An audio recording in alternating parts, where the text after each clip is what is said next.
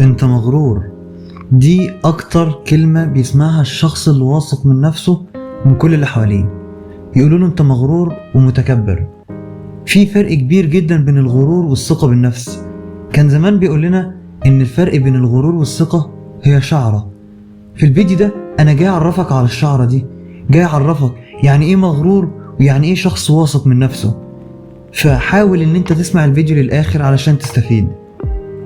الشخص الواثق من نفسه هو شخص عارف قدراته، عارف كل امكانياته وكل نقاط قوته ونقاط ضعفه، ومؤمن بيها وبيعرف يتعامل معاها ومعترف بده. يعني هو دايما بيقول عن نقاط القوة دي، عكس الشخص المغرور.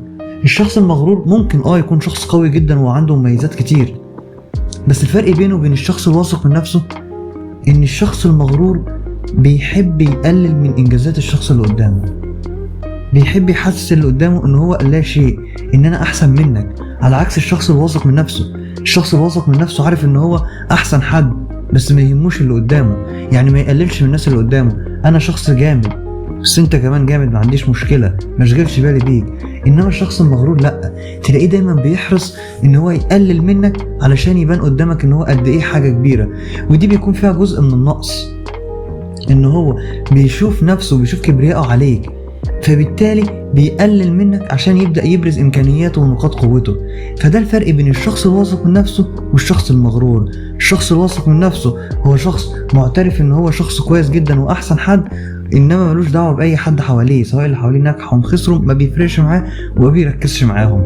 على عكس الشخص المغرور اللي دايما بيركز على اللي قدامه وعايز يقلل من اللي قدامه علشان يفضل يشوف نفسه حاجة عالية. وده كان ببساطة الفرق بين الغرور والثقة بالنفس. أنا هنا في مساحة نفسية بقدم يوميا محتوى عن الصحة النفسية وتطوير الذات وتحسين علاقتك بنفسك قبل الآخرين، فاحرص إن أنت تعمل فولو للصفحة دي لو أنت حابب تحسن وتعلي من صحتك النفسية. ويا ريت تقترحوا عليا في كومنتس على مواضيع جديدة نتكلم عنها. وأنا بقدم جلسات نفسية وكوتشنج وإرشاد زواجي وأسري، لأي حد عنده مشكلة يقدر يتواصل معايا ويبعتها لي على رسائل الصفحة. وافتكر دايما إن في مساحة نفسية بنقول لك استمتع بوقتك يا صديقي.